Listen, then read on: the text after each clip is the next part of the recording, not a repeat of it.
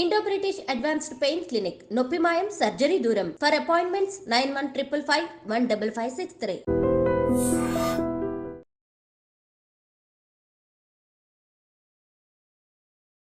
ప్రభుజీ గీతా జయంతి అన్నారు కదా, గీతా జయంతి అంటే ఆ రోజు రచించడం జరిగిందా, చెప్పడం జరిగిందా, ఎందుకు అది గీతా జయంతిగా చెప్పబడింది? పుస్తకం పుట్టినరోజు చూసారా అండి? కేవలం ఒకటే పుస్తకం పుట్టినరోజు ఈ ప్రపంచంలో ఉంటుంది, అది గీత. గీతా జయంతి అంటే పుట్టినరోజు చేస్తున్నామంటే ఆ పుస్తకం ఎంత గొప్పదో అర్థం చేసుకోండి. అసలు రచించింది ఎవరు ప్రభుజీ గీతని? కృష్ణుడు చెప్పాడు, వ్యాసుడు రచించాడు. అంటే విన్నది అర్జునుడు కదా. వ్యాస భగవానుడి యొక్క శిష్యుడు సంజయుడు. సంజయుడికి అంటే ఒక బోయవాడి చేతిలో విషపు బాణానికి మరణించాడు అని చెప్పి వింటూ ఉంటాం. అసలు కృష్ణుడు బోయవాడి చేతిలో చనిపోయాడు అనేది అబద్ధం. అబద్ధమా? ఒక విషయం మీకు అడుగుతాను చెప్పండి. ప్రభుజీ, భగవంతుడు ఏదైనా ఆశిస్తాడు అంటే తను సృష్టించిన మనిషి నుంచి తాను ఏమైనా ఆశించడం అనేది జరుగుతుందంటారా? ఆశిస్తాను. ఏం ఆశిస్తాడు ప్రభుజీ? ఒంటిపైకి దేవుడు వచ్చాడు అని అంటుంటారు, పూనకాలు ఇలాంటివి అంటుంటారు కదా ప్రభుజీ. నిజంగా భగవంతుడు ఉన్నా కూడా అలా మనిషి ఒంటిపైకి రావటం లాంటిది జరుగుతుందా? దయ్యం వస్తుంది కానీ దేవుడు రాడు. ఎందుకంటే మనం చేసే చెత్త పనులకి, అపవిత్రమైన ఆలోచనలకి భగవంతుడు ఎందుకు రావాలనుకుంటాడండి అసలు మానవుడి దగ్గరకి? నమస్కారం, వెల్కమ్ టు ఐ డ్రీమ్. ధర్మ మార్గం విత్ విజిత కార్యక్రమానికి స్వాగతం.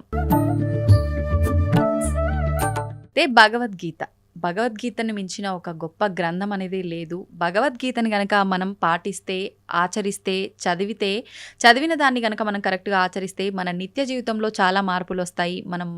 మన లైఫ్లో మార్పుల వల్ల మంచి మార్గంలో వెళ్ళొచ్చు, మోక్షాన్ని పొందొచ్చు. రకరకాలుగా మాట్లాడుకుంటూ ఉంటాం భగవద్గీత గురించి.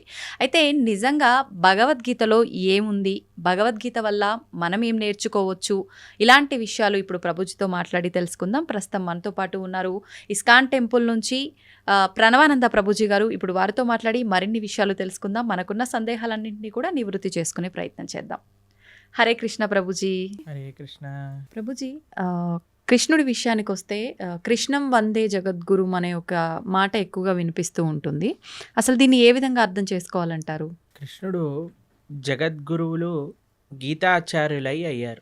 వేదేశ్చ సర్వేర్ అహమేవ వేద్యో అని అంటారు. భగవంతుడి దగ్గర నుంచి అంత జ్ఞానము కూడా స్వామి దగ్గర నుంచే వస్తుంది. జ్ఞానానందమయం దేవం నిర్మల స్ఫటికాకృతిం ఆధారం సర్వ విద్యానాం హయగ్రీవం ఉపాస్మహే అని అంటారు. భగవంతుడి దగ్గర నుంచే బ్రహ్మగారికి జ్ఞానం వచ్చినది.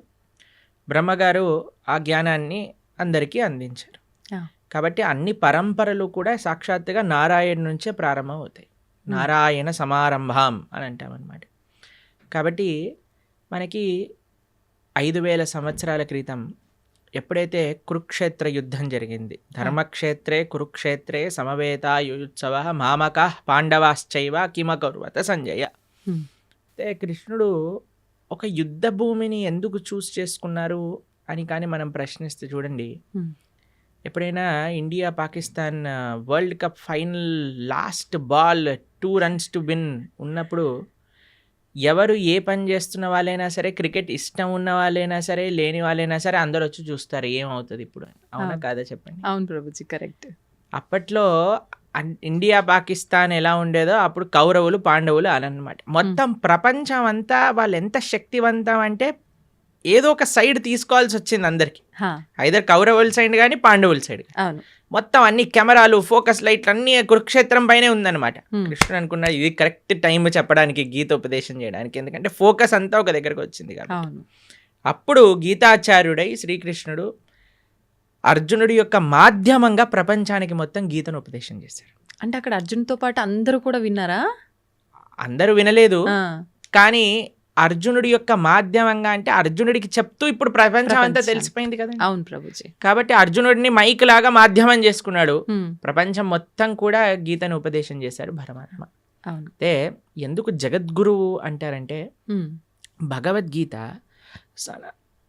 సనాతన ధర్మానికి ఒక ఫౌండేషన్ బుక్ అన్నమాట. సనాతన ధర్మం యొక్క సిద్ధాంతాలన్నీ కూడా భగవద్గీత ప్రస్తావన చేసింది, ప్రతిపాదన చేసింది. అందుకే ఆచార్యులందరూ కూడా గీత పైన భాష్యాన్ని రచించారు. కాబట్టి ఇప్పుడు చూడండి, మీకు ఒక విషయం చెప్తాను. మీరు ఒక న్యూస్ పేపర్ ఇచ్చారనుకోండి, మీరు ఈ న్యూస్ పేపర్ చదవండి అని చూస్తారు. మీరు ఇది నిన్న న్యూస్ పేపర్ పక్కన పెట్టేస్తారు. అవునా? మీకు ఒక డైరీ ఇచ్చారనుకోండి, ఇప్పుడు 2025 వస్తుంది, మీరు చూసారనుకోండి, అరే ఇది 2023, ఇది ఏమంటారు, మీరు సామాన్లు లిస్ట్ రాసుకోవడానికి, తర్వాత ఐరన్ ఎన్ని ఇచ్చారు అని రాసుకోవడానికి యూజ్ చేస్తారు. ఎందుకంటే 2023 డైరీ 2025 లో పనిచేయదు. కానీ మీరు చూడండి, భగవద్గీత 5000 సంవత్సరాలు అయినది, కానీ ఇప్పటికీ అందరూ అధ్యయనం చేస్తున్నారు భగవద్గీతని. ఇప్పటికీ అన్నిటికంటే మోస్ట్ కమెంటెడ్ బుక్ ఏదన్నా ప్రపంచంలో ఉంటే అది భగవద్గీత. ప్లస్ భగవద్గీతలో ఏం మార్పులు లేవు. స్వామి చెప్పిన 700 శ్లోకాలు ఏవైతే భగవద్గీతలో ఉన్నాయో అవే నడుస్తూ ఉన్నాయి ఇప్పటికి కూడా. ఇంకా వాటి యొక్క అప్లికేషన్ పెరుగుతుంది. మొన్న మేము ఒక మేనేజ్మెంట్ కోర్స్ అటెండ్ అయ్యామన్నమాట. అందులో చెప్తున్నారు, ప్రపంచంలో ఎవరు మేనేజ్మెంట్ ప్రిన్సిపల్ చెప్పినా అది భగవద్గీత నుంచే దొంగతనం చేసినవి. వాళ్ళు తీసుకెళ్ళిపోతారు, దాన్ని ఒక వెస్టర్నైజ్డ్ పబ్లిసిటీ చేసి మనకు అమ్మేస్తూ ఉంటారు. మనమేమో చాలా అమాయకులుగా ఎంత బాగా చెప్పారు. అవన్నీ గీతలో ఉన్నాయి. కాబట్టి గీతాచార్యుడిగా ప్రపంచంలో ఎవరైనా సరే గీత పట్టుకొని చదివితే వారి యొక్క మనసు మార్పు చెంది, వారి యొక్క జీవితం మార్పు చెందే ఒక జ్ఞానాన్ని కృష్ణుడు ఇచ్చాడు. కాబట్టి ఆయన జగద్గురువు అయ్యారు, మొట్టమొదటి జగద్గురువు అయ్యారు. కాబట్టి అందరు గురువులకి ఆయనే గురువు. ఎందుకంటే ఆయన ఉపదేశం చేసిన తత్వములే మనందరం మాట్లాడుకుంటాం. కాబట్టి అది నారాయణుడిగా ఆయన జ్ఞానాన్ని ఇచ్చిన, కృష్ణుడిగా ఆయన జ్ఞానాన్ని ఇచ్చిన, వ్యాసుడిగా ఆయన జ్ఞానాన్ని ఇచ్చిన, హయగ్రీవుడిగా ఆయన జ్ఞానాన్ని ఇచ్చిన, హంసావతారంగా జ్ఞానాన్ని ఇచ్చిన, కపిలుడిగా జ్ఞానాన్ని ఇచ్చిన, అన్ని అవతారాలు జ్ఞానాన్ని పంచడానికి కోసమే వచ్చాయి. కాబట్టి ఆయన జ్ఞాన నిధి. అందులో భగవంతుడికి షడైశ్వర్య సంపూర్ణుడు అంటాడు. భగవాన్ అనే వాటికి నిర్వచనంగా పరాశర మహర్షి విష్ణు పురాణంలో షడ్ ఐశ్వర్యములు పరిపూర్ణంగా కలిగినవారు అని చెప్తారు. అందులో ఒక ఐశ్వర్యం సకల జ్ఞానము కలిగినవాడు ఆయన. కాబట్టి ఆయనకి తెలియనదంటూ ఏముండదు.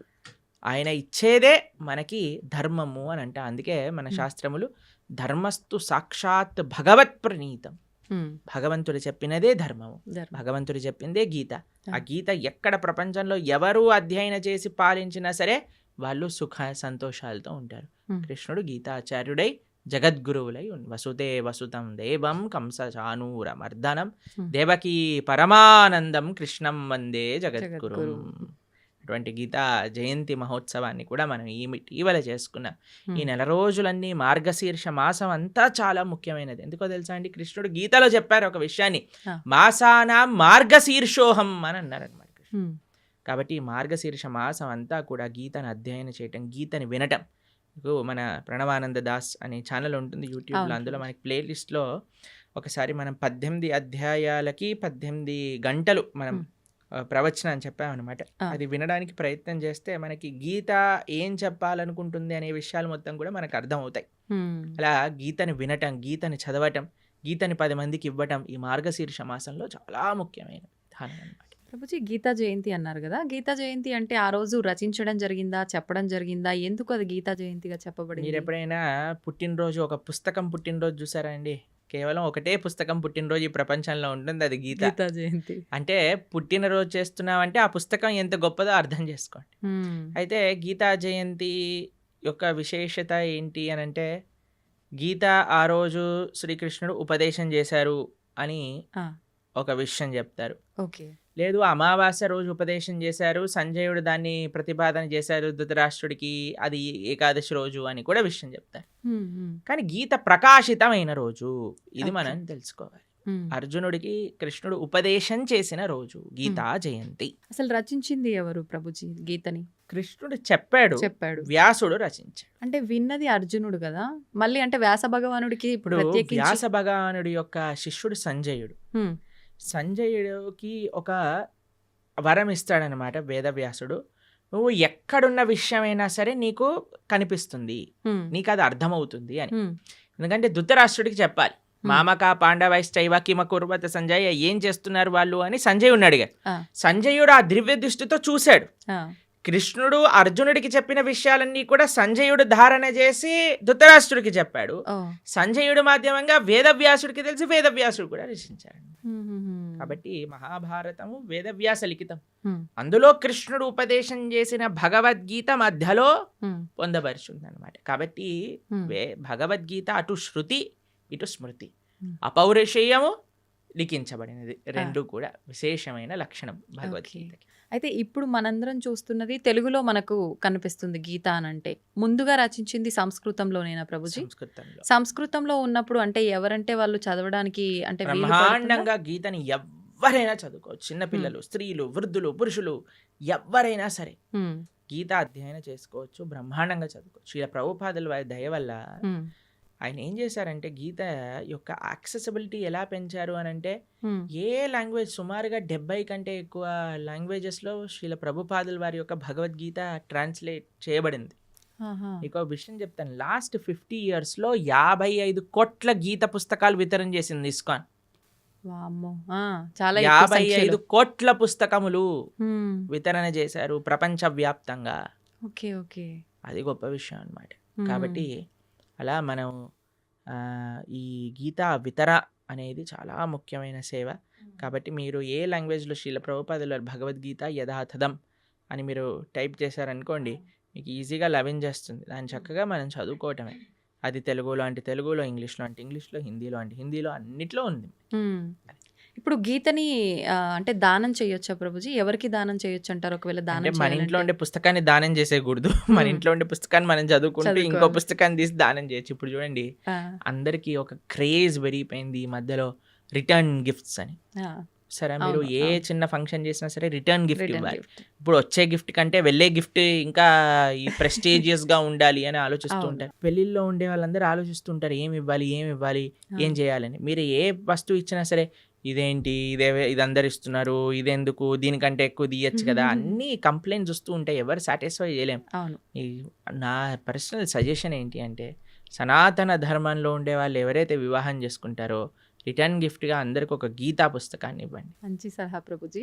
ఏదో ఒక ఆధ్యాత్మిక పుస్తకాన్ని ఇవ్వండి. దాన్ని అయితే వంగబెట్టలేడు కదా, పెట్టలేరు. ప్రసాదంగా తీసుకుంటాడు కదా. Hmm, hmm. చదివితే వాడు బాగుపడతాడు, బాగుపడతాడు. మీకు ఆ పుణ్యం వస్తుంది. అవును. ఇప్పుడు చూడండి ఎన్ని మంచి విషయాలు ఉన్నాయో. Hmm. ఒక వివాహంలో ఎంత కోట్లు ఖర్చు పెట్టేస్తున్నారండి. ఇప్పుడు మీరు చూసే అవును. ఉంటారు కదా. అవును అవును. అసలు వివాహం పైన కాదు, వెనకాల ముందుండే తోకల పైన. తోకల పైన. అసలు వివాహం 10 నిమిషాలు అయిపోవాలి, అంతే. మిగతావన్నీ రోజులు ఆర్భాటాలు. చేసేస్తున్నారు. సరే, మ్మ్. చేసుకొని ఇవ్వండి, కానీ కనీసం పెళ్లి రోజే ఇదైనా చేయండి. కనీసం సనాతన ధర్మ ప్రచారం అవుతుంది, Hmm. మీకు పుణ్యం వస్తుంది, Hmm. తీసుకున్న వాడికి ఒక ఆపర్చునిటీ దొరుకుతుంది గీతను చదువుకోవడానికి. ఆ, కాబట్టి ఎంతమంది అయితే వివాహాలు చేసుకుంటున్నారో మీరు, కానీ ఈ వీడియో మీ దగ్గరకు వస్తే మీకు కృష్ణుడు ఒక అవకాశాన్ని ఇస్తున్నారు గీత పంచడానికి అని అనుకోండి. hmm. మాకు ఎంతో మంది తెలుసండి, చాలా మంది పెద్ద పెద్ద ఆఫీస్ ఫంక్షన్స్ జరిగినప్పుడు, ఏదైనా జరిగినప్పుడు, మొన్నే మేము ఆదిలాబాద్లో ఉన్నప్పుడు ఒక ఆయన 108 భగవద్గీత పుస్తకాలు తీసుకెళ్ళి వాళ్ళ ఇంట్లో జరిగే ఉత్సవంలో అందరికి ఇవ్వాలి అని తీసుకెళ్ళారనమాట. Hmm, hmm, hmm. కాబట్టి తప్పకుండా మీకు కానీ గీత పుస్తకాలు కావాలి అని అంటే ఇస్కాన్ ఆదిలాబాద్కి మీరు కాంటాక్ట్ చేయండి. మీకు ఎన్ని వేలు కావాలంటే అన్ని వేలు పుస్తకాలు మేము పంపిస్తాం. అవునా? చక్కగా మీరు రిటర్న్ గిఫ్ట్ రూపంలో గీత పుస్తకాన్ని ఇవ్వండి. Hmm. అప్పుడు మీరు అడగచ్చు, Hmm. వాళ్ళు చదవరండి చాలా అంటే మంది చదివే. ఇంట్లో ఉంటే చాలండి. మీకు Okay. స్టోరీ చెప్తాను. ఆ, ఒకళ్ళకి మేము గీత ఇచ్చామన్నమాట. వాళ్ళు అన్నారు మా ఇంట్లో చదవరండి పుస్తకాలు అన్నారు. hmm. మీ పిల్లలైనా మీరు చదవకపోతే మీ పిల్లవాడు ఏం చదువుతాడండి, వాడికి అసలు ఇంట్రెస్ట్ లేదండి అని. ఆ, సరే అయ్యా మీ ఇంట్లో పెట్టుకో, ఎవడైనా వచ్చినప్పుడు చదువుతాడు వాడు అని అన్నాను. అంతే. సరే అని వాళ్ళ ఇంట్లో పెట్టుకున్నారనమాట. ఆ, పెట్టుకుంటే వాళ్ళ ఇంట్లోకి హైదరాబాద్లో ఉంటారు వాళ్ళు. Hmm. అయితే వాళ్ళ ఇంట్లో ట్రీట్మెంట్ కోసం అని వాళ్ళ చుట్టాలు ఎవరో 3 రోజుల కోసం వచ్చారట హైదరాబాద్లో Okay. ఉండడానికి. అయితే 3 రోజులకి పాటు ట్రీట్మెంట్, హాస్పిటల్కి వెళ్ళి ఇంటికి రావటం, హాస్పిటల్కి వెళ్ళి ఇంటికి రావటం అలా జరుగుతుంది. వాళ్ళు అనుకున్నారట సాయంత్రం పూట ఏం చేయాలి అని వాళ్ళకి పుస్తకం షెల్ఫ్లో గీత కనిపించింది. అయితే మేము చెప్పాము ఎవరో ఒకళ్ళు చదువుతారు, మీరు అవునవును, ఉంచుకోండి ఇంట్లో అని అన్నాను అంతే. ఆ, వాళ్ళు తీసుకున్నారు, వాళ్ళు చదివారు, ఆ. వాళ్ళకి చాలా నచ్చింది ఆ పుస్తకం. వాళ్ళ ఇంటికి తీసుకెళ్ళిపోయారు. Hmm. వాళ్ళు ఉండేది ఎక్కడో మహబూబ్ నగర్ ప్రాంతంలోనే ఎక్కడో. ఆహా. వాళ్ళు గీత చదివి వాళ్ళు భక్తులైపోయారు. ఓ. మేము ఒక కార్యక్రమానికి వెళ్ళినప్పుడు ఆ. వాళ్ళు మాకు ఈ విషయం చెప్పారు, ప్రభుజీ మీరు ఒకళ్ళ గీత ఇస్తే వాళ్ళ ఇంట్లో ఉన్న గీత మేం చదివితే మేము భక్తులం అయిపోయాం. పోనీలేండి, ఎవరికొకరికి ఉపయోగపడింది మీరు ఎవరికో అన్నట్టుగా. ఒకళ్ళకి ఇప్పుడు బాంబు పెట్టారనుకోండి ఎక్కడో ఒక చోట పేలుతుంది పేలుతుంది. కదండి, అవును. అలానే గీత కూడా అంతే. Hmm. మన దగ్గర ఉండాలంతే. మీరు చదవకపోతే మీ పిల్లలు, ఏ పిల్లలు చదవకపోతే ఎవరికో మనవాళ్ళు మనవరాళ్ళు ఎవరో ఒకళ్ళు చదువుతారు. Hmm. గీత ఉన్న దగ్గర తరించకపోవటము అంటూ ప్రశ్నే లేదు. Hmm. గీత ముట్టుకున్నవాడు, చూసినవాడు, దర్శించుకున్నవాడు, ఒక పేజ్ చదివినవాడు, ఒక అక్షరం చదివినవాడు అందరూ తరిస్తారు. దాంట్లో ఎటువంటి డౌటే లేదు. ఏ లాంగ్వేజ్ లో ఉన్నది చదివినా కూడా మనకు ఏ లాంగ్వేజ్ లో ఉన్న గీతా మహాత్యం చెప్తుంది. గీత ఎక్కడైతే ఉంటే అది సాక్షాత్తుగా ప్రయాగ క్షేత్రంతో సమానము. కాబట్టి మన ఇంట్లో మనకి చాలా ముఖ్యమండి. మనకి మీకు సాంప్రదాయంలో చూస్తే మనం మంగళం అని మంగళహారతి భగవంతుడికి సమర్పణ చేస్తాం. అందులో శాస్త్రాలకు కూడా మనం మంగళహారతి సమర్పణ చేస్తాం అన్నమాట. ఏవైతే వైదికమైన గంధములు మన ఇంట్లో ఉంటాయి. కాబట్టి ప్రతి ఒక్కళ్ళింట్లో గీత, భాగవత, రామాయణాదులు ఉండవలసినదే. మీరు అనుకోకండి మా ఇంట్లో ఎవరు చదవరు, తెచ్చి పెట్టండి, ఎవరో ఒకరు చదువుతారు. పూజ రూమ్ లో పెట్టి ఉంచొచ్చా ప్రభుజీ? పూజ రూమ్ లో పెట్టేసి మంచిగా వాటికి అన్ని క్లాత్ కట్టేసేసి లోపల పెట్టేసి దండలేసేసి పుష్పాలు, పూలు, పసుపు చదవాలన్నా సరే ఆ మూట తీయటం కూడా పలకన్నా సరే వద్దులే బాబు అన్నట్టుగా ఉండకూడదు. యాక్సెసిబుల్ గా ఉండాలి ఎవడైనా చదువుకోవాలన్నప్పుడు. అవును. కాబట్టి పూజ చేసేయమనండి అంటే ఇప్పుడు అందరూ మొన్న గీతా జయంతి రోజు ప్రవచనం చెప్తున్నాం అనమాట. ఏమన్నా మీ అందరికీ ఇప్పుడు భగవద్గీత ఆరాధన ఎలా చేయాలో చెప్తాను, అందరు ఫస్ట్ ఆచమనం చేయండి అనగానే అందరు పుస్తకాలు తీసుకొని రాసుకుంటున్నారనమాట. ఫస్ట్ ఆచమనం చేయాలి, దాని తర్వాత మీ కుడి చేత్తో గీత తీసుకోండి, కుడి చేత్తో గీత తీసుకోండి, ఎడం చేత్తో పట్టుకోండి, దాన్ని ఓపెన్ చేయండి, చదవటం ప్రారంభించండి, ఇదే ఆరాధన అంటే ఓ ఇదే ఆరాధన, మేము ఇంకేదైనా చెప్తారు అనుకున్నాం ప్రభుజీ గారు, ఏం పుష్పాలు తేవాలి, ఏం అభిషేకాలు చేయాలి అని. కాబట్టి అంటే భగవంతుడి ఫోటోకు ఆరాధన చేసినట్టు చేయాలనుకున్నారు. ఒక్కొక్క విధానం ఒక్కొక్క వస్తువుకి ఒక్కొక్క రకంగా ఆరాధన చేస్తాం. గ్రంథాలకి ఆరాధన ఎలా చేస్తాము అని అంటే అధ్యయనం చేయటమే ఆరాధన, అది చదవటమే ఆరాధన. ఓకే. కాబట్టి ఏదో మనం ఆరతులు తిప్పేసామా అది ఇది కాదండి. మెయిన్ మనం చదవాలి పుస్తకాన్ని, గీతను, భాగవతాన్ని, వీటన్నిటిని అధ్యయనం చేయటమే ముఖ్యం. ఇప్పుడు చదవాలన్నప్పుడు చాలా మందికి మాంసాహారం తినే అలవాటు ఉంటుంది కదా ప్రభుజీ. మాంసాహారం తిన్న తర్వాత చదవాలనుకుంటే చదవచ్చా? ఫస్ట్ మాంసాహారం మానేయండి అందరూ. మానలేము అనుకుంటే తప్పదు. అలా ఎందుకు అనుకుంటారు మానలేము అని? మనం జీవహింస చేయటం మానలేము అని అంటే ఎలా అండి చెప్పండి? ఇప్పుడు టెర్రరిస్ట్ అన్నారు అనుకోండి, నేను జనాల్ని చంపటం మానలేను అని అంటారా? అప్పుడు మీరేమంటారా? పర్వాలేదు నాన్న, నీకు అనిపించట్లేదు కదా చంపేసే అని అంటామా మనం? అనలేము. చెప్పండి, అంటారా మీరు? అనలేము. లేదండి మాకు చంపాలనే ప్రాణం ఉంది అంటే కంటిన్యూ అంటావా? కాను కదా. కాబట్టి మనం ఫస్ట్ నాన్ వెజిటేరియన్ ఆపేసేయండి, ధార్మికంగా ఉండండి.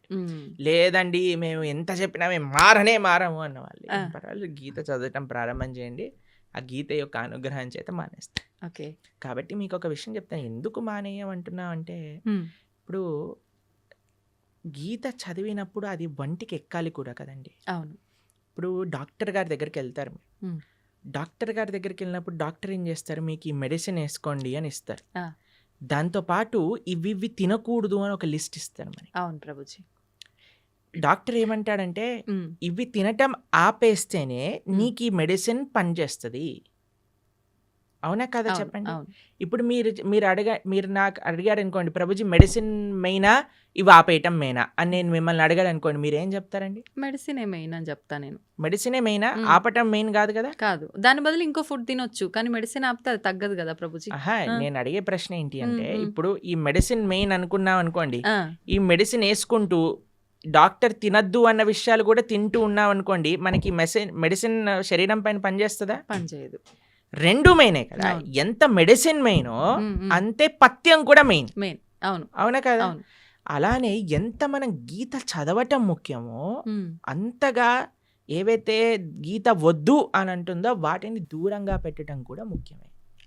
మనం ఎప్పుడైతే మాంసాహారం, మద్యం, మాదక ద్రవ్యాలు, జూదం ఇవ్వ ఆపటం వల్ల ఏమవుతుంది అంటే, మెడిసిన్ ఏదైతే మనం తీసుకుంటున్నా, గీత అధ్యయనం చేస్తున్నామో, జపం చేస్తున్నామో, పూజ చేస్తున్నామో, ఆరాధన చేస్తున్నామో అది మనకి వంటికి ఎక్కుతుంది. మనకి ఏంటి తత్వము అని అర్థం అవుతుంది, లేకపోతే అర్థం కాదు. ఎందుకంటే ఈ డీపర్ స్పిరిచువల్ సైన్సెస్ అర్థం చేసుకోవాలంటే మనం సత్వగుణంలోకి రావాలి. సత్వగుణం అంటే ఎటువంటి జీవహింస, ప్రాణిహింస, స్వయం హింస. ఇప్పుడు చూడండి, మాంసాహారం తినడం అంటే వేరే వాడిని హింసించడం. మాదక ద్రవ్యాలు, సిగరెట్, మందు, ఇప్పుడు చూడండి ఇది శాస్త్రం వరకు చెప్పాల్సిన అవసరం లేదండి, సిగరెట్ డబ్బా పైనే చూపిస్తుంది స్మోకింగ్ కాజెస్ క్యాన్సర్. మీరు సినిమాలలో ఒక చిన్న వాడు మందు బాటిల్ చూపించాడంటే పక్కన smoking and drinking is dangerous to health అని అంటారు. అవును ప్రభుజీ. ఒకటి మీరు వేరే వాళ్ళనైనా హింసిస్తున్నారు, మీ శరీరాన్ని మీరు స్వయంగానే హింస పెట్టుకుంటున్నారు. ఎక్కడైతే హింస ఉన్నదో అక్కడ ధర్మం ఉండలేదు. మొన్న మేము ఒక విషయంలో చెప్తున్నాం అనమాట. హిందూ అంటే అర్థమే హింసకి ఎంతో దూరంగా ఉండేవాడే హిందువు. అది హిందూ యొక్క అర్థం. కాబట్టి మాంసాహారం తిని గీత చదవచ్చా అని అంటే ఫస్ట్ మాంసాహారం మంజేయండి. ఇప్పుడు ధనుర్మాసం వస్తుంది, తర్వాత కొత్త సంవత్సరం వస్తుంది, ఒక సంకల్పం తీసుకోండి. ఎవరైనా అంటారండి మేము తినకపోతే చచ్చిపోతామని? అలాంటి వాళ్ళు ఎవరైనా ఉంటారా అండి? లేదు కదా. అది ఏమి నేను ఇప్పుడు ఊపిరి పీల్చుకుపోతే చచ్చిపోతాను అని అంటే ఓకే పర్వాలేదయ్యా ఊపిరి పీల్చుకో అని చెప్తాను. నీళ్ళు తాగకపోతే చచ్చిపోతాము, సరే పర్వాలేదు, అది కూడా ఒప్పుకుంటే. నేను వేరే ప్రాణిని చంపి తినకపోతే చచ్చిపోతాను అనేవాడు ఉంటాడా అండి ఎవరైనా? లేరు కదా. కాబట్టి అది నీ ప్రాణం పైకి రావట్లేదు, కాబట్టి వేరే వాళ్ళ ప్రాణం తీయకు.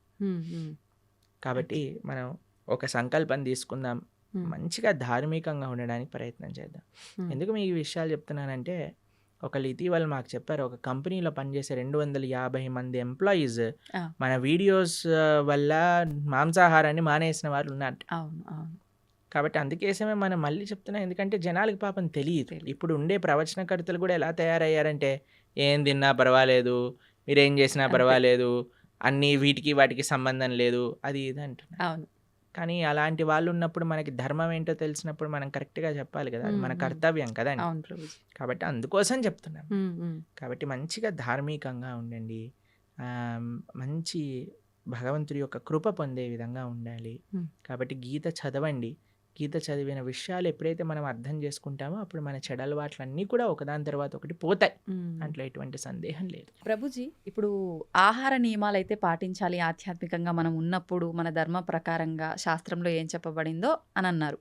అయితే ఆహార నియమాలు పాటించడం వరకు ఓకే, కానీ ఆహారం కూడా తినకుండా, అంటే ఉపవాసం తినకుండా పూజలు చేయమని అలా ఉందా మన ధర్మంలో? అంటే ఏం చెప్తారు? మీకు విషయం తెలుసా, ఇప్పుడు పెద్ద థియరీ నడుస్తుంది, మీరు ఇంటర్నెట్లో చూడండి ఈ విషయం గురించి. ఎంత మనం తక్కువ తింటే అంత మన ఆరోగ్యం బాగుంటుంది. అవును. మీకు ఒక సైంటిస్ట్, అవార్డ్ విన్నింగ్ సైంటిస్ట్ ప్రతిపాదన చేసింది, 15 రోజులకు ఒకసారి కానీ ఉపవాసం ఉంటే క్యాన్సర్ని మొత్తం క్యాన్సర్ సెల్స్ని తినేస్తుంది బాడీ అని, ఫుల్ బాడీ డీటాక్స్ అయిపోతుంది అని. 15 రోజులకు ఒకసారి వచ్చేది ఏకాదశి. మనం ఏకాదశి ఉపవాసం ఉండండి రా అంటే దేవుడు అలా ఉండమన్నాడా, ఇది చేయమన్నాడా అని అంటారు. కానీ వెస్టర్న్ సైంటిస్ట్ వచ్చి do this fasting and you will be cancer cells will be gone అనగానే ఓ వా అని అంటారు మన వాళ్ళు. అది మన దగ్గర ఉండే ఒక మూర్ఖత్వం అంటారు చూడండి, అమాయకత్వము, అజ్ఞానము అని అనొచ్చు మనం. కాబట్టి మన శాస్త్రం ఏదైతే చెప్తుందో అది జాగ్రత్తగా ఆచరించటం వల్ల మనకు తెలుస్తుంది. ప్రతిదీ ప్రశ్నించాల్సిన అవసరం లేదండి. మనం ఏం చేయాలంటే ఫస్ట్ ఆచరించాలి. ఇప్పుడు మీకు స్కూల్లో అడ్మిషన్ ఇచ్చారనుకోండి, యూనిఫామ్ వేసుకోండి, సాక్స్ ఈ కలర్లో ఉండాలి, షూస్ ఇలా ఉండాలి, పాలిష్ చేసుకొని రావాలి, హెయిర్ స్టైల్ ఇలా ఉండాలి, ఆడపిల్లలు అయితే జడ వేసుకొని రావాలి అని చెప్తారు. ఎందుకు జడ వేసుకోవాలి, ఎందుకు యూనిఫామ్ వేసుకోవాలి, ఎందుకు షూ పాలిష్ చేసుకోవాలి, ఇవన్నీ అడగం, చెప్పింది చేస్తాం. చెప్పినప్పుడు స్కూల్లోకి వెళ్ళినప్పుడు ఓ ఇది అందరూ కామన్గా ఉండడానికి, ఇది డిసిప్లిన్గా ఉండడానికి, మనకి బాధ్యత నేర్పించడానికి, క్లీన్లీనెస్ నేర్పించడానికి, ఒక యునైటెడ్ కాన్షియస్నెస్ రావడానికి, ఇవన్నీ ఎప్పుడు వస్తాయి? ఆచరిస్తూ ఉన్నప్పుడు, 10 మందిని చూస్తున్నప్పుడు వస్తాయి. కానీ మన లోపల ఏమైపోయింది, ఫస్ట్ ఏం చేయాలన్నా సరే ప్రశ్నించడం ప్రారంభం చేసాం. ఇది చేయండి రా, ఎందుకు చేయాలి, ఇది చేస్తేనే దేవుడు కరుణిస్తాడా, ఇది చేస్తేనే ఇది అవుతుందా, లేకపోతే అవ్వదా? ప్రతిదానికి ఆన్సర్ ఉంటుందండి. కానీ ఎవరికి చెప్తాము? ఎవరైతే వినయంగా ఆచరిస్తున్నారో అటువంటి వారికి చెప్పచ్చు, మూర్ఖంగా వాదించేవాడికి చెప్పలేము. కాబట్టి ఉపవాసం ఎందుకోసము, ఇలా వ్రతం ఎందుకోసము, లేదా ఒక పూజా విధానం ఎందుకోసము అని అంటే అది మనల్ని భగవంతుడి దగ్గరికి తీసుకెళ్తుంది, భగవత్ ప్రీత్యర్థం. మన ఆరోగ్యం బాగుండటం ఇవన్నీ సెకండరీ. కొన్ని నియమాలు శాస్త్రములు చెప్పాయి, ఈరోజు ఇలా ఉండండి, ఈరోజు ఇలా ఉండండి అని. పెద్దలు చెప్పిన మాట, పెద్దల మాట పెరగన్న మూట అంటాం కదండి. పెద్దలు చెప్పిన మాటే పెరగన్న మూట అంటే శాస్త్రం చెప్పిన మాట ఇంకెంత మంచిది చెప్పాలి. కాబట్టి ఆచరించడం ప్రధానం.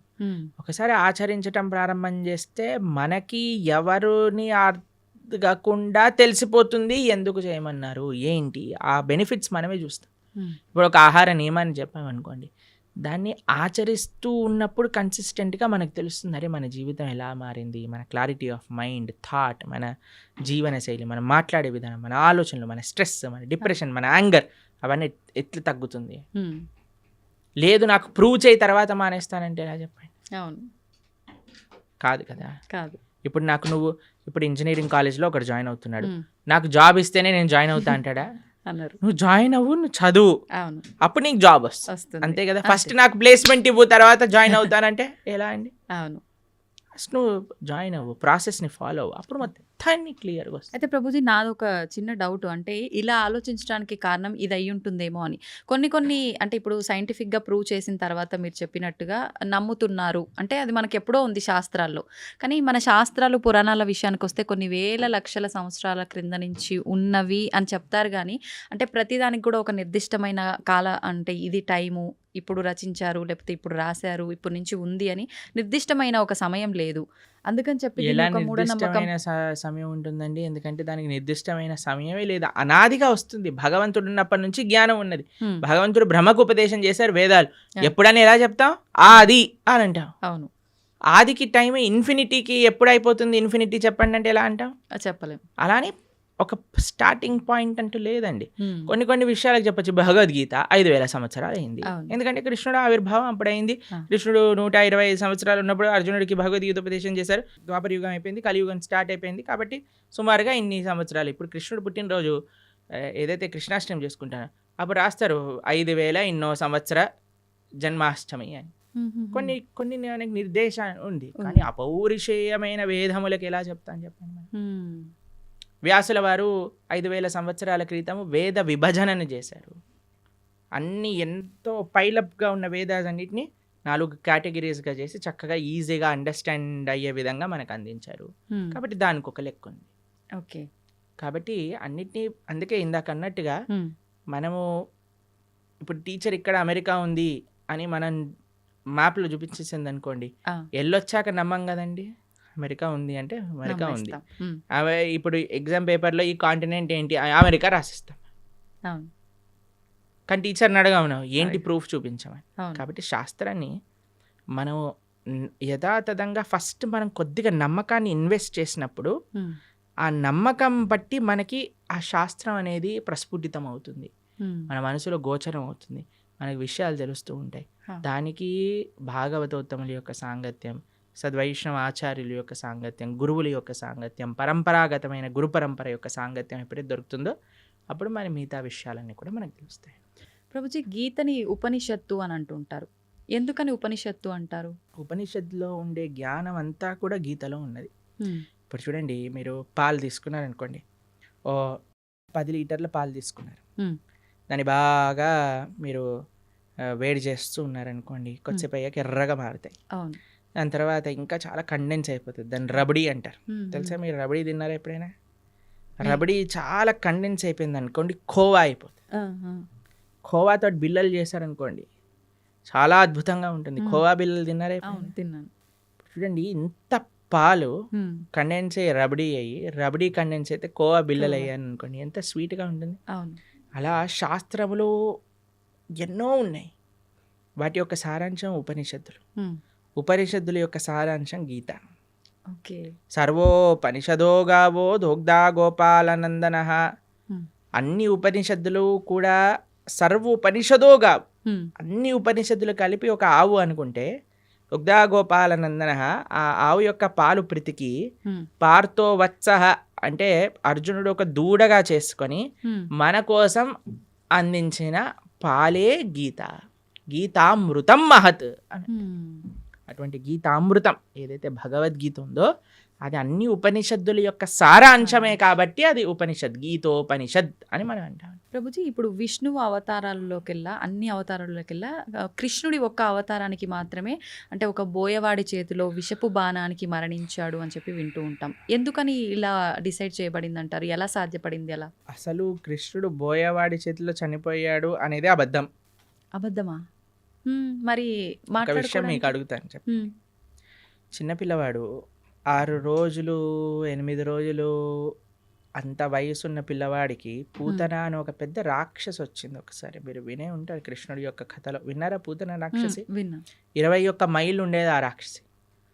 ఎంత పిల్లవాడు 6 రోజులు అటువంటి పిల్లవాడిని పట్టుకొని అలాంటి పూతన సంహారం 6 రోజులకి చేసిన కృష్ణుడు. 21 మైలుండే రాక్షసి తృణావర్త, శకటాసుర, కేశి, అరుష్టాసుర, ప్రలంబాసుర, వత్సాసుర, ధేనుకాసుర ఇలాంటి అసురులందరినీ, అఘాసుర, వ్యోమాసుర ఇటువంటి అసురులందరినీ చిన్న వయసులో చిన్న పిల్లవాడు ఇలా బొమ్మలతో ఆడినట్టుగా చిన్నపిల్లలు యానిమల్ బొమ్మలను ఆడతారు చూడండి, అవి చిన్న పిల్లవాడు తీసుకొని ఇలా పడేశాడు అనుకోండి, ఆ డైనోసారస్ వెళ్ళి అలా గోడకి ఎత్తుక్కుంటుంది.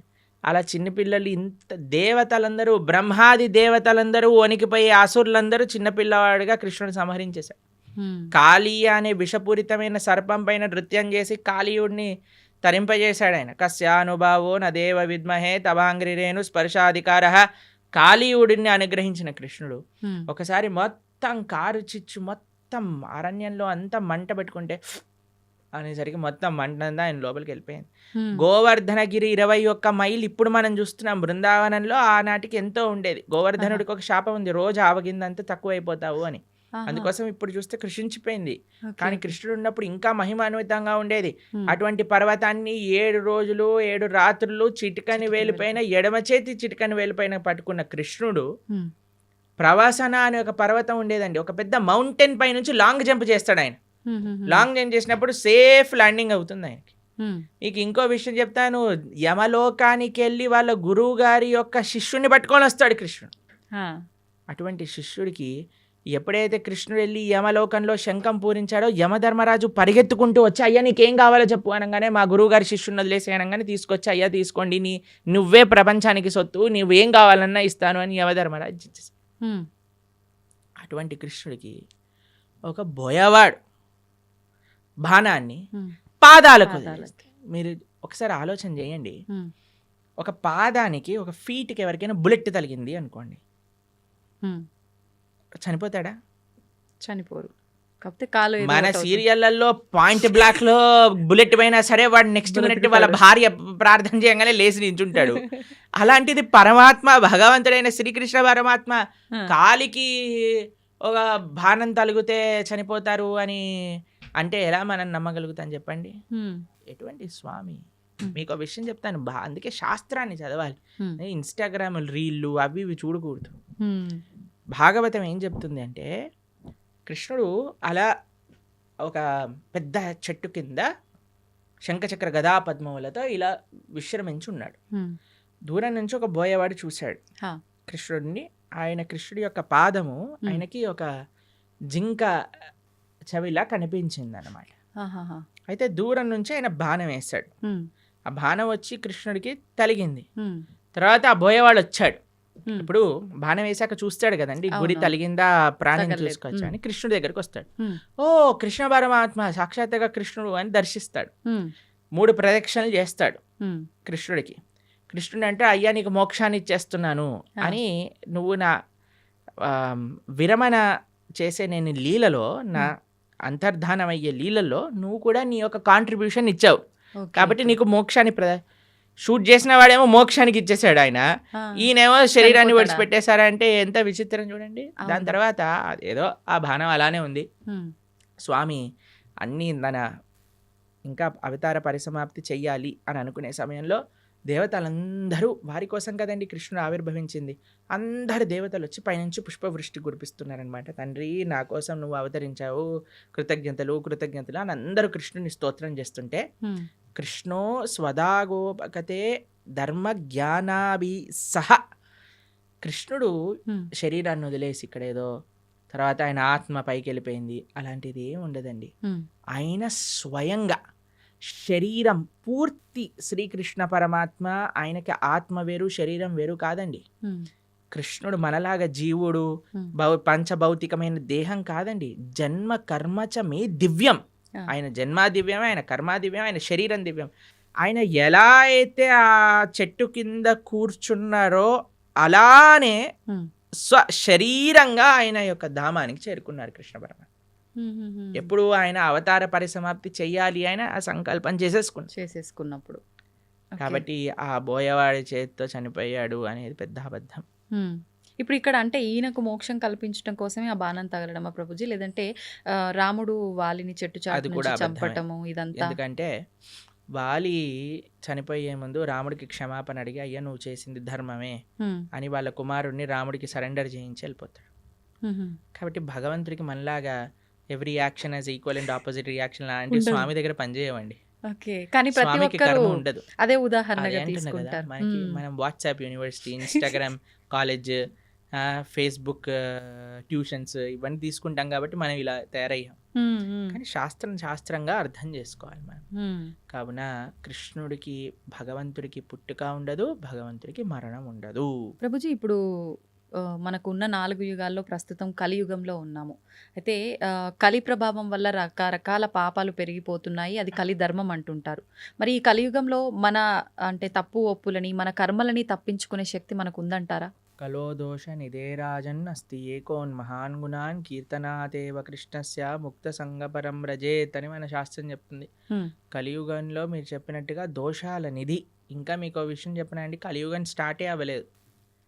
ఇది ఇంకా కలి యుగ సంధి కాలము అని అంటారు. మొట్టమొదటి 5,000 సంవత్సరములు, 5,000 సంవత్సరములు, 6,000 సంవత్సరాలు అలా చేంజ్ అన్నమాట. బ్రిడ్జ్ టైం ఇది. అంటే ద్వాపర యుగానికి కలియుగానికి బ్రిడ్జింగ్ టైం ఇది. మార్గం అనుకోవాలా అంటే ప్రభుజీ? పూర్తి కలియుగం ఆరంభం అవ్వలేదు ఇంకా. అవ్వలేదు. ఓకే.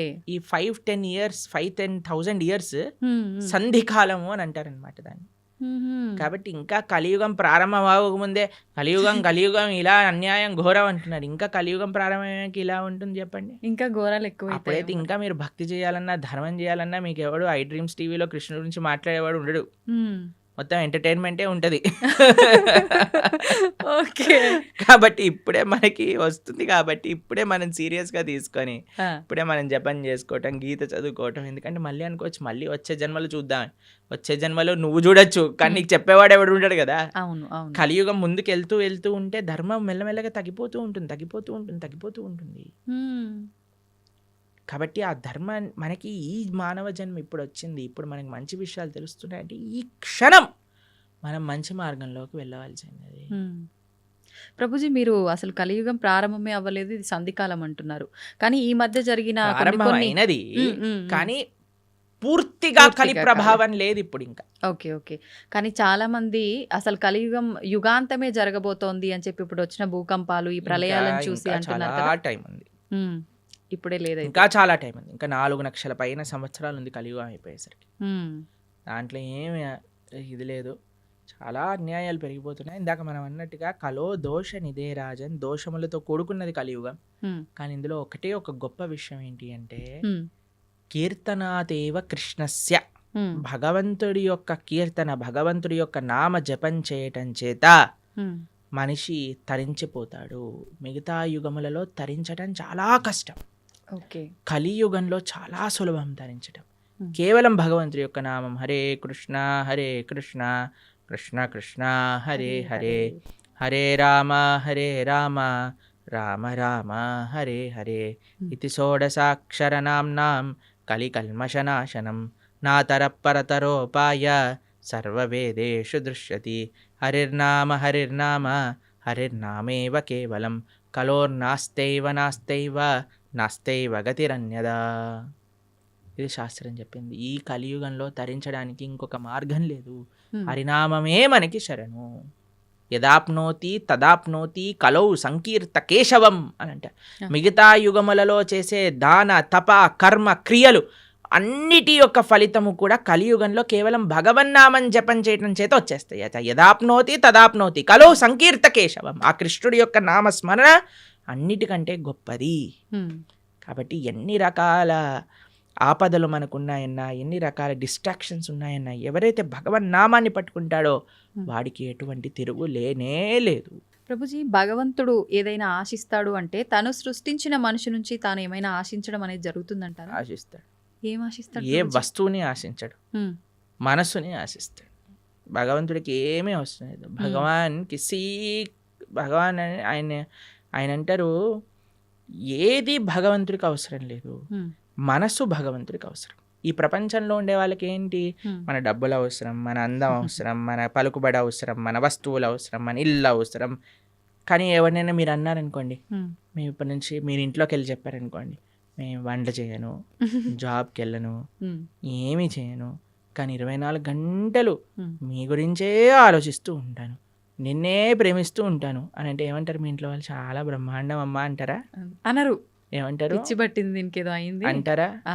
మీరు భగవంతుడి దగ్గరికి వెళ్ళాలని అనుకోండి, అయ్యా నేను నీకేం పూజ పునస్కారం ఏం చేయలేను తండ్రి, కానీ 24 గంటలు నిన్ను మనసులో స్మరించగలుగుతా అంటే భగవంతుడు ఏమంటాడు?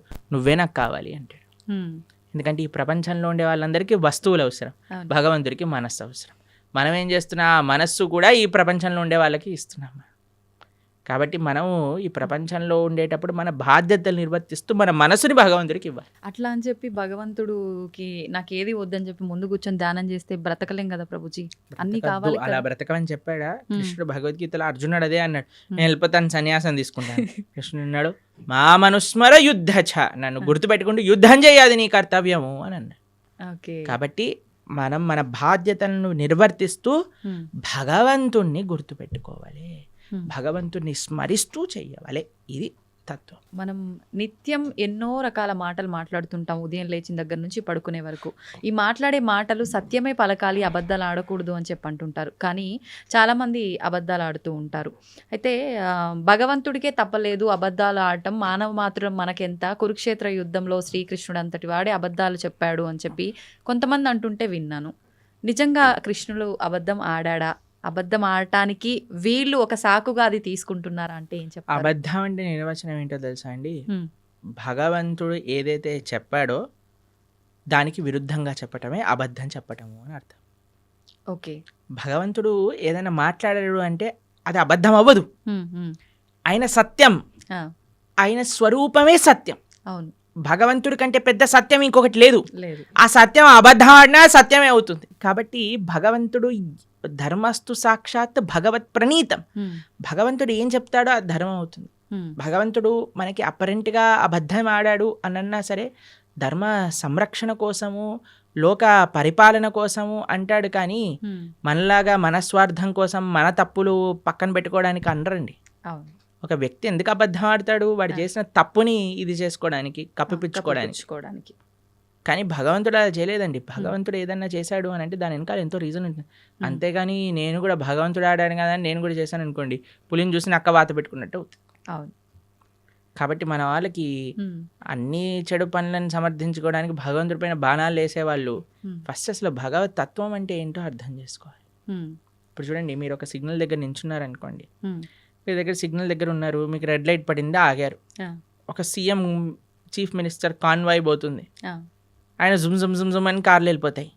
హే వాడెందుకు వెళ్తున్నాడు, నేను కూడా వెళ్తానని మీరు కూడా వెళ్ళారనుకోండి, మిమ్మల్ని తీసి బొక్కలు పడేస్తారు. అంతే కదండి.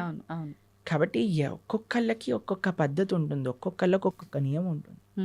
ఆ నియమాన్ని ఆచరించడంలో గొప్పగా ఉంటుంది. కానీ పక్కన వాడి నియమాన్ని వాడెందుకు ఆచరించట్లేదు? ఇప్పుడు చూడండి, మీరు చాలా ఆశ్చర్యం ఏంటంటే గుళ్ళల్లో లైన్లలో నించుంటారు జనాలు. ఎప్పుడైనా విఐపీలు కానీ ఎవరైనా కొందరికి ఫాస్ట్గా వెళ్ళిపోయారనుకోండి, వాళ్ళని చూసి వీళ్ళందరూ ఒకటే, వాళ్ళు ఎందుకు వెళ్ళిపోతున్నారు, వాళ్ళు తొందరగా అయిపోతుంది, మాకు అవ్వట్లేదని గోలబెట్టేస్తుంటారు. చూసారా టీవీలలో కూడా ఇలాంటి వీడియోలు చూస్తాం. మాకు అనిపిస్తుంది, సరే అయ్యా నీకు వాడు 2 నిమిషాల్లో వచ్చేస్తాడు, దర్శనం చేసుకొని 2 నిమిషాలు వెళ్ళిపోతాడు. నువ్వు అరగంట సేపు 2 గంటల సేపు ఆ ఆలయంలో ఉండే చక్కటి ఆ పాజిటివ్ స్పిరిచువల్ వైబ్రేషన్ని అబ్జర్వ్ చేసుకునే ఒక అవకాశం నీకు వచ్చింది. ఒక గీతో, భాగవతమో, ఒక విష్ణు సహస్రనామమో, ఏదో ఒకటి భగవన్నామమో, కృష్ణ గోవింద రామ నారాయణ అనుకోకుండా ఆ ఆలయంలో ఉండే ఆ పవిత్రమైన ఎన్వైరన్మెంట్ని పాడు చేసే విధంగా ఒకళ్ళపైన ఒకళ్ళు అరుచుకోవటాలు, వాళ్ళు వెళ్ళిపోతున్నారు, మేం టికెట్ కట్టాము, వీళ్ళు వెళ్ళిపోతున్నారు. ఈ గోల్ అసలు ఎంత విచిత్రమో చూడండి. అవును. వాడు అదృష్టవంతుడా, వీడు అదృష్టవంతుడా? మీరు చెప్పినట్టుగా చూస్తే వీళ్ళే అదృష్టవంతులు కదా, చెప్పండి. కానీ ఓపిక తక్కువ కదా ప్రభుజీ. అలాంటి అసలు భగవంతుడు నేర్పించేది ఓపిక. ఆలయంలో ఓపిక పట్టిన వాడు జీవితంలో ఏం ఓపిక పడతాడు చెప్పండి. అవును. ఈ వ్యక్తి ఏమన్నా ప్రైమ్ మినిస్టరా తొందరగా వెళ్ళిపోయి దర్శనం చేసుకోవడానికి? లేదు. సరే అయ్యా, బిజీ, అందరూ బిజీ ఈ ప్రపంచంలో, కానీ నీకు ఒక అదృష్టం వచ్చింది కదా, నువ్వే వేరే వాళ్ళని చూసి మనకెందుకు, వేరే వాళ్ళతో పోలికెందుకు? వాళ్ళు వెళ్ళారు దర్శనానికి, సరే భగవంతుడికి ఇష్టం లేదేమో ఎక్కువసేపు ఈయన నా ముందు కనిపించద్దు, తొందరగా పంపించేస్తాడు. కానీ నీ పైన ప్రేమ ఉందేమో, నిన్ను ఎక్కువసేపు చూసుకోవాలనుకుంటున్నాడేమో. కాబట్టి మాకు చాలా బాధేస్తుందండి. ఎక్కడైనా ఆలయంలో ఆ ఫైటింగ్ నేచర్ ఎప్పుడైతే వచ్చేస్తుందో అది అది మొత్తం ఆ అట్మాస్ఫియర్ని పాడు చేసేస్తాం. కాబట్టి భగవంతుడితో మనకొద్దు, వేరే వాళ్ళతో పోలికొద్దు. మనము మన జీవితాన్ని పరిశీలన చేసుకుందాం. నేను ధార్మికంగా ఉన్నానా, ఆధ్యాత్మికత సనాతన ధర్మంలో వేరే వాళ్ళతో కంపారిజనే ఉండదు. నా జీవితాన్ని నేను భగవంతుడికి ఎలా సమర్పణ చేస్తున్నాను. ఇప్పుడు ఎగ్జామ్లో ప్రిపేర్ అయ్యేది నువ్వు ప్రిపేర్ అవుతాం కానీ పక్కన వాడు ఆ చాప్టర్ వదిలేశాడు కాబట్టి నేను కూడా వదిలేస్తున్నాను, చెప్పని వాడు ఇది చేస్తున్నాడు కాబట్టి నేను కూడా అది చేస్తున్నాను. నీ ప్రిపరేషన్, నీ కాన్ఫిడెన్స్ నీది, నీ ఎగ్జామ్, నీ పర్ఫార్మెన్స్, నీ రిజల్ట్, నీ భవిష్యత్. అలానే ధర్మానికి వచ్చేసరికి నేను భగవంతుడికి ఆన్సరబుల్. ఒకరోజు భగవంతుడి ముందు నించున్నప్పుడు నేను చెప్పాలి సమాధానం. ఎంత అబద్ధం ఆడకుండా నేనున్నాను, ధర్మాన్ని ఆచరిస్తూ నేనున్నాను, శౌచం నేను పాటించాను. Krishna, you are not answerable to anybody in this world except God. ఇది గుర్తుపెట్టుకున్నాం అనుకోండి, వేరే వాళ్ళని మనం ఏమనం, ప్రశాంతంగా మన జీవితాన్ని చక్కగా మన మంచి భక్తి మార్గంలో ఉండగలుగుతాం. అవును, నిజంగా ప్రతి ఒక్కరూ అంటే ఇంత జ్ఞానంతో ఆలోచిస్తే తప్ప ఆ వెయిట్ చేస్తున్నాము అనేది భగవంతుడు నిజంగా మీరు చెప్పినట్టు ఎక్కువసేపు నన్ను అలా భగవంతుడు ఉంచాలనుకున్నాడేమో, నాతో అలా పలికించాలనుకున్నాడేమో నామస్మరణ అనే ఆలోచన చేస్తే గనక మనకి నచ్చే వాళ్ళని హే ఎల్లకెళ్ళకెళ్ళ కూర్చో అంటాం కదా. అవును, అలానే భగవంతుడి దగ్గర కూడా కదండి.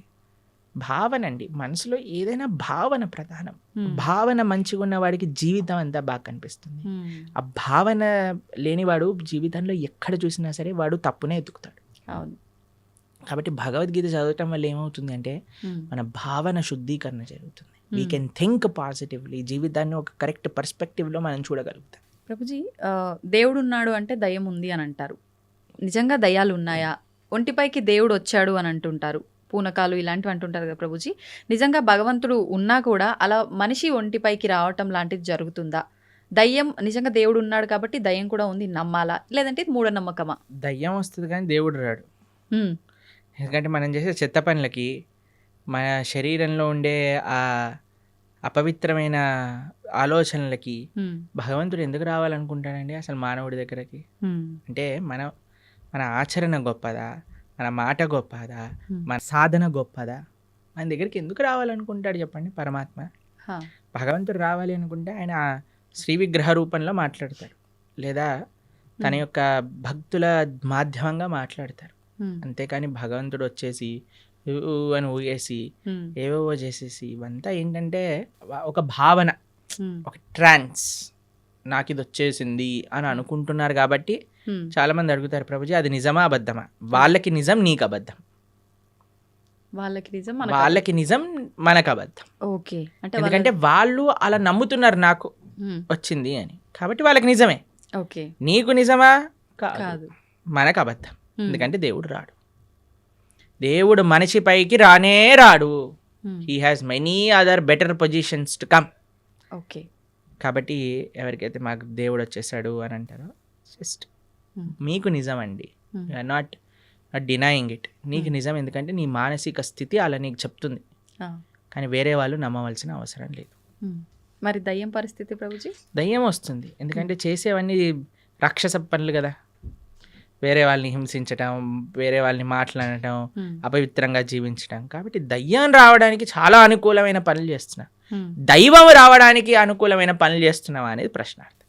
ఓకే, కాబట్టి దయ్యం ఎవరి దగ్గరకు వస్తుందండి? ఎవరైతే చాలా నెగిటివ్గా ఉంటారో, నెగిటివ్, డిప్రెస్డ్, కళ లేకుండా, ఎప్పుడైనా సరే అంటే ధార్మికంగా. చూడండి, కొంతమందిని చూస్తే మనకి ఆ భగవత్ కళ అనేది ఉట్టిపట్టే విధంగా ఉంటుంది. వాళ్ళ యొక్క వేషభూషం కానీ, వాళ్ళ యొక్క సాధన కానీ, వాళ్ళ యొక్క వర్చస్సు కానీ, అలాంటి వాళ్ళ దగ్గరికి ఎప్పుడు నెగిటివ్ ఎనర్జీస్ రావు. కానీ ఎవరైతే ఎప్పుడు కూడా డిప్రెషన్లో ఉంటారో, గ్లూమీగా ఉంటారో, అని నెగిటివ్ ఆలోచిస్తుంటారో, వేరే వాళ్ళకి నెగిటివ్ చెయ్యాలి అని ఎవరైతే అనుకుంటారో వాళ్ళకి దగ్గర తప్పకుండా నెగిటివ్ ఎనర్జీస్ ఉంటాయి. ప్రభుజీ, ఇప్పుడు ఒంటిపైకి దేవుడు రావటం అయితే కాదు, అది వాళ్ళ వరకే నిజం, కానీ మనం నమ్మాల్సిన అవసరం లేదు. కానీ చాలా మంది ఇది పక్కన పెడితే దేవుడు మాకు కనిపిస్తాడు అని చెప్పి, మీకు కూడా చూపిస్తామని చెప్పి మధ్యకాలంలో అంటున్నారు. నిజంగా దేవుడు కనిపిస్తాడు? దేవుడితో ఫోన్ చేసి మాట్లాడించే వాళ్ళు కూడా ఉన్నారు. ఇంకా రాబోయే కాలంలో వచ్చేసారు ఆల్రెడీ. మన ధర్మంలో లేరు, పక్క ధర్మంలో ఉన్నారు. ఇంకా ఓకే, పక్క ధర్మం అంటూ పక్క మతాలలో ఉన్నారు. ఇంకా దేవుడు ఫోన్ నెంబర్లని, తర్వాత మీకో విషయం తెలుసా? స్వర్గంలో వాళ్ళకి ప్లాట్లు కూడా అమ్మే మతాలు కూడా ఉన్నాయి ఇంకా. అయ్యో! ఒక దేశంలో ఒక మతానికి చెందిన వాళ్ళు స్వర్గంలో నీకింత ప్లాట్, ఇంత డబ్బులిచ్చి వాళ్ళ మత పెద్ద తీసుకొని వాళ్ళకి అమ్మిన వృత్తాంతాలు ఇప్పుడు జరుగుతున్నాయి ఇంకా. ఇంత పిచ్చోళ్ళ జనాలు. మీకు కనిపించట్లేదా ఆ పిచ్చితనం ఎలా ఉందో? మన కింద పడిపోగానే అందరూ అని డాన్స్ వేయటం, వాడేదో నీళ్ళు జలంగానే ఖర్చీఫ్ లేయంగానే ఇట్లా చేస్తుంది. వాళ్ళకంటే ఇంకా పిచ్చి ఇంకేం ఎయిడ్స్ బాగా చేసేస్తా అంటాడు, క్యాన్సర్ బాగా చేస్తా అంటే చచ్చిపోయిన వాడిని లేపేశాడు ఒకడు తెలుసా మీకు? ఉత్తర భారతదేశంలో అవునా ప్రభుజీ? డెత్ సర్టిఫికేట్ ఉన్న వాడిని లేపేశాడు ఓ దేవుడి పేరు మీద. అంటే మన దేవుడు కాదనుకోండి, ఎవరి గురించి మాట్లాడుతున్నా మీకు అర్థమయ్యే అవును ఉంటుంది. అవును అర్థమైంది. అలాంటి వాళ్ళ వేలాది మంది వెళ్ళిపోయి హర్షేస్తూ గోల పెట్టేస్తూ కింద పడిపోయి అసలు నాకు ఇవి చాలా విచిత్రం అనిపిస్తుందండి. అంటే జనాలకు బుద్ధి ఉంటే వెళ్తారా అసలు అలాంటి ప్రదేశాలకు? చెప్పండి ఒకసారి. ఇలాంటివి జరుగుతున్నా కూడా చాలా చోట్ల మత మార్పిడిలు జరుగుతున్నాయి కదా ప్రభుజీ, మరి దాని గురించి ఏమంటారు? మంచి పని అనిపిస్తుంది మాకు. ఇలాంటి వాళ్ళు బుద్ధి లేని వాళ్ళు వెళ్ళిపోతే మంచిదే కదండి. మూర్ఖులు ఉన్న వాళ్ళైనా అసలు మంచిగా ఉన్న వాళ్ళు కావాలి కదా మనకి. కాబట్టి ప్రలోభాలు ఎక్కువైపోయాయి మతం పైన. కాబట్టి ఆ ప్రలోభాలు తగ్గించుకోవాలి మనం. వేరే వాళ్ళే మన ధర్మం. అందుకే చెప్తున్నాను ఏంటంటే, ఎవరైతే శాస్త్రాధ్యయనం చేస్తారో, ఎవరైతే మంచిగా శాస్త్రాన్ని చదువుకొని వాటిని పాచరిస్తారో వాళ్ళని ఎవ్వరూ ఏ ప్రలోభం పెట్టి మార్చలేరు. మూర్ఖపు ఆలోచనలతో ఉండి దుర్మార్గపు ఆలోచనలతో ఉన్న వాళ్ళు మాత్రమే ఇది మూఢనమ్మకం అని భావించి ఇంకో దాంట్లోకి వెళ్ళడానికి ప్రయత్నిస్తారు. సంతోషం ప్రభుజీ, చాలా మంచి విషయాలు చాలా అద్భుతంగా వివరించారు, అందరికీ అర్థమయ్యే విధంగా. ధన్యవాదాలు. హరే కృష్ణ.